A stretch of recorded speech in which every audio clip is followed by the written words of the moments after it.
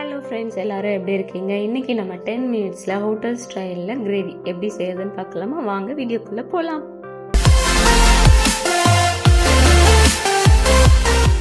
இந்த கிரேவியை 10 மினிட்ஸில் டக்குன்னு செஞ்சிடலாம். வாங்க எப்படி செய்யலான்றதை பார்க்கலாம். அதுக்கு ஒரு குக்கரில் பட்டாணி எடுத்துக்கோங்க. இந்த பட்டாணி முங்குற அளவுக்கு தண்ணி ஊற்றி இது ஒரு 3 இல்லை 4 விசில் போட்டு எடுத்துக்கலாம். மார்னிங் ஆஃபீஸ்க்கு லஞ்ச் பாக்ஸ்க்கு ரெடி பண்ணுறதுக்கு ரொம்ப ஈஸியாக இருக்கும். அதுக்கு 1 ஸ்பூன் சீரகம், 1/2 ஸ்பூன் மிளகு, 1 ஸ்பூன் சோம்பு, 4 கிராம்பு, 2 ஏலக்காய், கொஞ்சம் பட்டை, ஒரு பிரியாணி இலை, இது எல்லாத்தையும் நல்லா ட்ரை ரோஸ்ட் பண்ணி எடுத்துக்கலாங்க.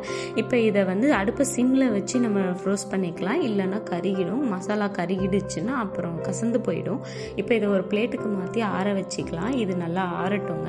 இப்போ ஆறுனது இதை ஒரு மிக்சர் ஜாரில் மாற்றி நம்ம இதை ஒரு ஃபைன் பவுடராக அரைச்சி எடுத்துக்கலாம். இங்கே பாருங்கள் எவ்வளோ சூப்பராக ஃபைன் பவுடராக அரைச்சாச்சுன்ட்டு. இந்த கிரேவிக்கு மட்டும் இல்லை, நீங்கள் வேறு எதுக்கு வேணாலுமே இதை நீங்கள் யூஸ் பண்ணிக்கலாம். அவ்வளோ சூப்பராக இருக்கும். நம்ம வீட்டிலேயே ரெடி பண்ணது கெட்டு போகவும் போகாது. நம்ம கிரேவிக்கு தேவையான ஆனியனெல்லாம் நல்லா மெலிசாக நீளமாக கட் பண்ணி எடுத்துக்கலாங்க. இப்போ ஒரு கடாயில் எண்ணெய் சேர்த்துக்கலாம். எண்ணெய் சேர்த்துட்டு நம்ம கட் பண்ணி வச்ச ஆனியன் எல்லாத்தையுமே சேர்த்து நல்லா வதக்கி எடுத்துக்கலாங்க. ஆனியனை மீடியம் ஃப்ளேமில் வச்சு வதக்கி எடுங்க. இந்த மாதிரி நல்லா கோல்டன் ப்ரௌன் வரணும். இப்போ பாருங்கள், நல்ல கோல்டன் ப்ரௌன் வந்துச்சு. இப்போ இதை நம்ம வர வச்சிடலாம். அடுத்து ஒரு மிக்சர் ஜாரில் நான் 200 ml தயிர் எடுத்திருக்கேன். கெட்டி தயிராக எடுத்திருக்கேன். புளிக்காத தயிராக சேர்த்துக்கோங்க. இப்போ இது கூட நம்ம வதக்கி வச்ச வெங்காயம், 3 பச்சை மிளகாய், ஒரு கைப்பிடி கொத்தமல்லி இலை, இது எல்லாத்தையும் சேர்த்து நல்லா பேஸ்ட்டாக அரைச்சி எடுத்துக்கோங்க. நல்ல பேஸ்ட்டாக இருக்கணும். இப்போ பாருங்கள் எவ்வளோ பேஸ்ட்டாக அரைச்சி எடுத்தாச்சுன்ட்டு. இந்த மாதிரி இருந்தால் ஓகே. இப்போ நம்ம இந்த கிரேவிக்கு இந்த தயிர் இந்த பேஸ்ட்டை வச்சு மட்டும்தான் நம்ம செய்ய போகிறோம். வேறு எதுவுமே நம்ம சேர்க்க போகிறது இல்லை. இதில் நம்ம வெங்காயம் வதக்கணும் இல்லையா, அதே பேன்லேயே 1 ஸ்பூன் எண்ணெய் சேர்த்து அது கூடவே இஞ்சி பூண்டு பேஸ்ட் சேர்த்து அதோட பச்சை வாசனை போகிற அளவுக்கு நல்லா வதக்கி எடுத்துக்கலாங்க. இப்போ அது கூட நம்ம வேக வச்ச பட்டாணியும் சேர்த்துட்டு 1/2 ஸ்பூன் மஞ்சத்தூள், 1 ஸ்பூன் மிளகாத்தூள் சேர்த்துருக்கேன். உங்கள் காரத்துக்கு எப்படி தேவையோ அதுக்கேற்ற மாதிரி சேர்த்துக்கோங்க.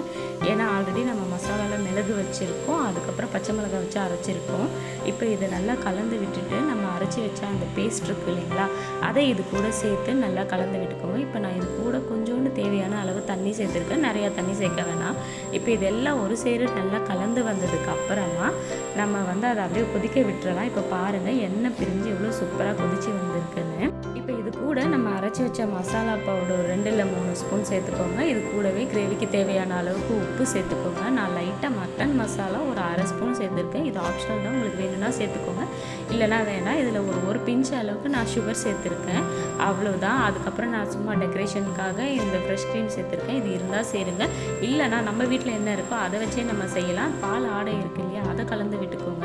இது கூடவே கொஞ்சம் கஸ்தூரி மெத்தி சேர்த்துக்கோங்க. அவ்வளோதாங்க, gravy ready. Hotel and dhaba ஸ்டைலில் இந்த கிரேவி எப்படி செய்யறதுன்றதை பார்த்தோம். கண்டிப்பாக நீங்களும் வீட்டில் ட்ரை பண்ணி பார்த்துட்டு மறக்காமல் எப்படி இருந்துச்சுன்றதை கமெண்ட் பண்ணுங்கள். வேறு என்ன ரெசிபி வேணுன்றதையும் எனக்கு மறக்காமல் சொல்லுங்கள். அண்ட் வீடியோ பார்த்துட்டு சப்ஸ்கிரைப் பண்ணாமல் இருக்கவங்க கண்டிப்பாக சப்ஸ்கிரைப் பண்ணிக்கோங்க. இந்த கிரேவி சப்பாத்தி, பரோட்டா, தோசை, இட்லி, புலாவ், இது எல்லாத்துக்குமே சூப்பராக இருக்கும். கண்டிப்பாக ட்ரை பண்ணி பார்த்துட்டு மறக்காமல் ஒரு லைக்கும் கொடுத்துருங்க. அண்ட் சப்ஸ்கிரைப் கண்டிப்பாக பண்ணிவிடுங்க. நெக்ஸ்ட்டு வேறு ஒரு வீடியோவில் பார்க்கலாம். பாய்.